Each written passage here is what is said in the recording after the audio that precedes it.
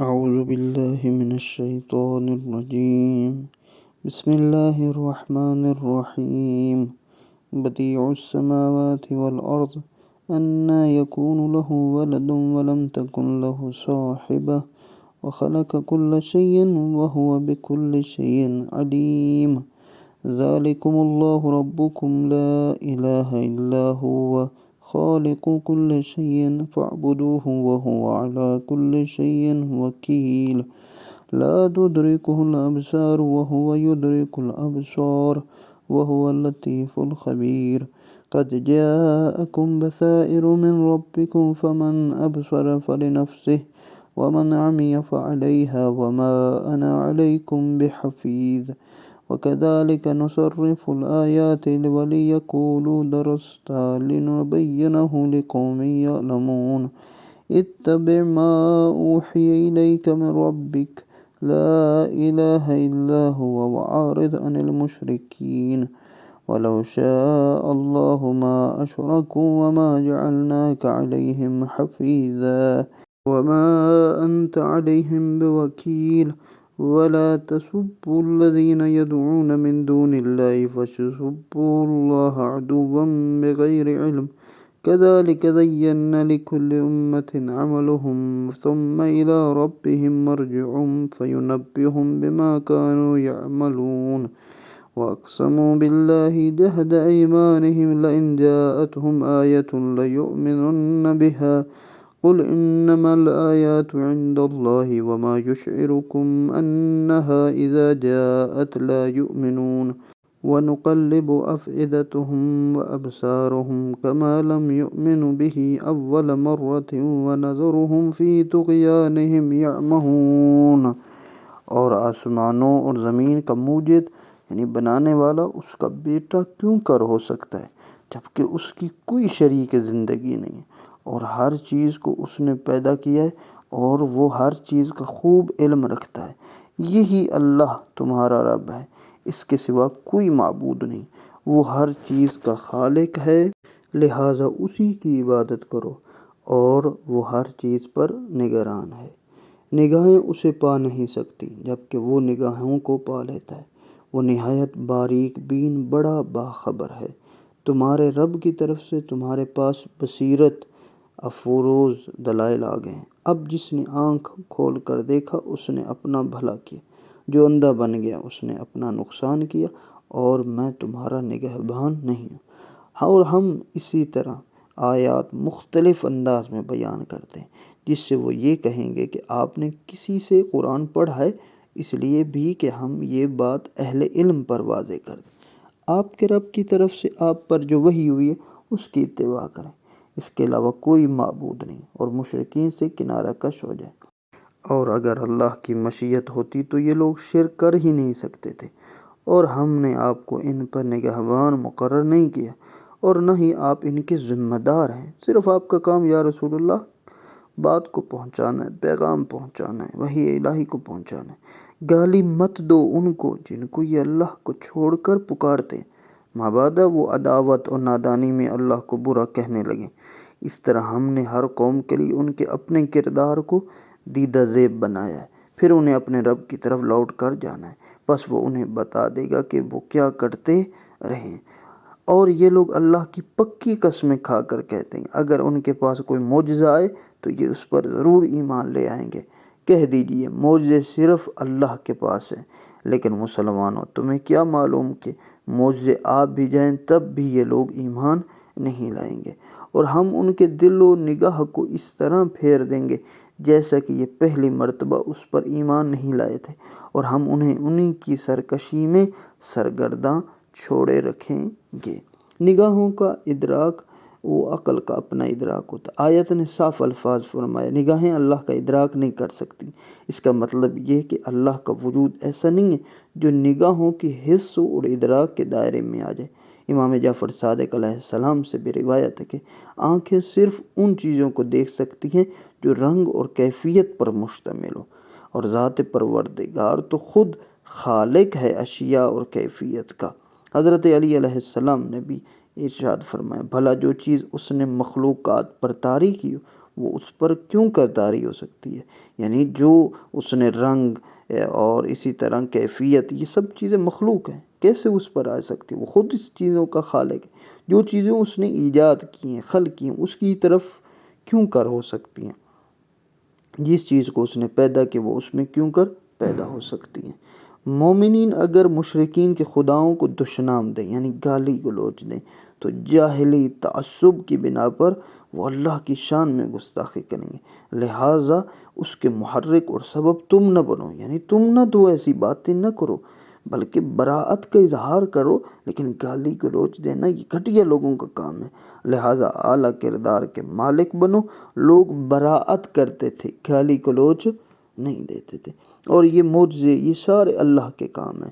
ہاں اگر وہ کرنا چاہے کسی کے ہاتھ سے کروا سکتا ہے، ائمہ علیہم السلام کے ہاتھ سے بھی، اور اسی طرح انبیاء رسول کے ہاتھ سے بھی معجزات ہوتے رہے۔ اللہ کہہ رہا ہے کہ یہ ایک معجزہ نہیں، کئی معجزے دیکھتے بھی جائیں، پھر بھی وہ ایمان لانے والے نہیں ہیں۔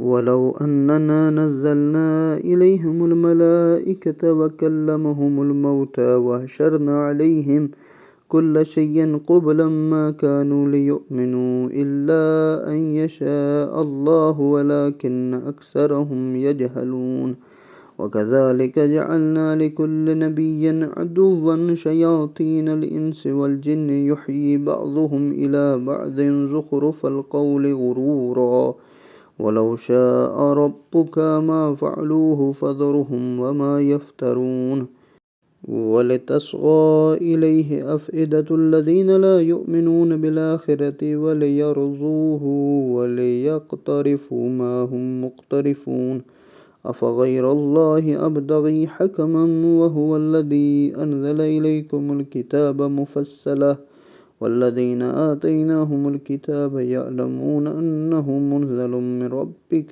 بِالْحَقِّ فَلَا تَكُونَنَّ مِنَ الْمُمْتَرِينَ وَتَمَّتْ كَلِمَةُ رَبِّكَ صِدْقًا وَعَدْلًا لَّا مُبَدِّلَ لِكَلِمَاتِهِ وَهُوَ السَّمِيعُ الْعَلِيمُ وَإِن تُطِعْ أَكْثَرَ مَن فِي الْأَرْضِ لِيُضِلُّوكَ عَن سَبِيلِ اللَّهِ إِن يَتَّبِعُونَ إِلَّا الظَّنَّ وَإِنْ هُمْ إِلَّا يَخْرُصُونَ إِنَّ رَبَّكَ هُوَ أَعْلَمُ مَن يَضِلُّ عَن سَبِيلِهِ وَهُوَ أَعْلَمُ بِالْمُهْتَدِينَ فَكُلُوا مِمَّا ذُكِرَ اسْمُ اللَّهِ عَلَيْهِ إِن كُنتُم بِآيَاتِهِ مُؤْمِنِينَ وَمَا لَكُمْ أَلَّا تَأْكُلُوا مِمَّا ذُكِرَ اسْمُ اللَّهِ عَلَيْهِ وَقَدْ فَصَّلَ لَكُم مَّا حَرَّمَ عَلَيْكُمْ إِلَّا مَا اضْطُرِرْتُمْ إِلَيْهِ وَإِنَّ كَثِيرًا لَّيُضِلُّونَ بِأَفْوَاهِهِم بِغَيْرِ عِلْمٍ إِنَّ رَبَّكَ هُوَ أَعْلَمُ بِالْمُعْتَدِينَ وَذَرُوا ظَاهِرَ الْإِثْمِ وَبَاطِنَهُ إِنَّ الَّذِينَ يَكْسِبُونَ الْإِثْمَ سَيُجْزَوْنَ بِمَا كَانُوا يَقْتَرِفُونَ۔ اور اگر ہم ان پر فرشتے بھی نازل کر دیں اور مردے بھی ان سے باتیں کرنے لگیں اور ہر چیز کو ہم ان کے سامنے جمع کر دیں، تب بھی یہ ایمان نہیں لائیں گے مگر اللہ چاہے تو اور بات ہے، لیکن ان میں سے اکثر لوگ جہالت میں ہیں۔ اور اسی طرح ہم نے ہر نبی کے لیے جن و انس کے شیاطینوں کو دشمن قرار دیا ہے، جو ایک دوسرے کو فریب کے طور پر ملمہ آمیز باتوں کا وسوسہ ڈالتے ہیں، اور اگر آپ کا رب چاہتا تو یہ ایسا نہ کر سکتے، بس انہیں بہتان تراشی میں چھوڑ دیں۔ یہ شیاطین جو وسوسہ ڈالتے ہیں تاکہ جو آخرت پر ایمان نہیں رکھتے ان کے دل کو مائل رکھیں اور اس سے راضی رہیں۔ جن حرکتوں میں یہ لوگ لگے ہوئے ہیں انہی میں مصروف رہیں۔ کیا میں اللہ کے سوا کسی اور کو منصف بناؤں، حالانکہ اس نے تمہاری طرف مفصل کتاب نازل کی ہے، اور جنہیں ہم نے کتاب دی ہے وہ جانتے ہیں کہ یہ قرآن آپ کے رب کی طرف سے برحق نازل ہوا ہے۔ یعنی اگر لوگوں کا مطالبہ قبول کر لیں تو ان پر فرشتے بھی نازل کریں، یہاں تک مردے بھی باتیں کرنے، ایمان نہیں لانے والے۔ تاریخ الانبیاء میں یہ شاہد ہے کہ دریا شک ہو جاتا ہے، پہاڑ سے اونٹنی نکل آتی ہے، مردہ زندے ہوتے ہیں، مگر جن لوگوں نے انکار کیا ہے وہ منکر ہی لے ہوتے ہیں۔ لاکھ معجزے انسان دکھائے لیکن جو منکر ہوتے ہیں وہ کبھی بھی ایمان لانے نہیں آتے، اور اگر اللہ چاہتا تو یہ ایسا نہ کر سکتے۔ یعنی اللہ کی مشیت یہ ہے کہ حق و باطل دونوں کو اپنا اپنا کردار ادا کرنے کا موقع دیا جائے۔ ابراہیم اور نمرود، موسیٰ اور فرعون، مصطفیٰ اور ابو جہل، حسین اور یزید میں سے ہر ایک اپنا اپنا کردار ادا کرنے کا موقع دیا جائے۔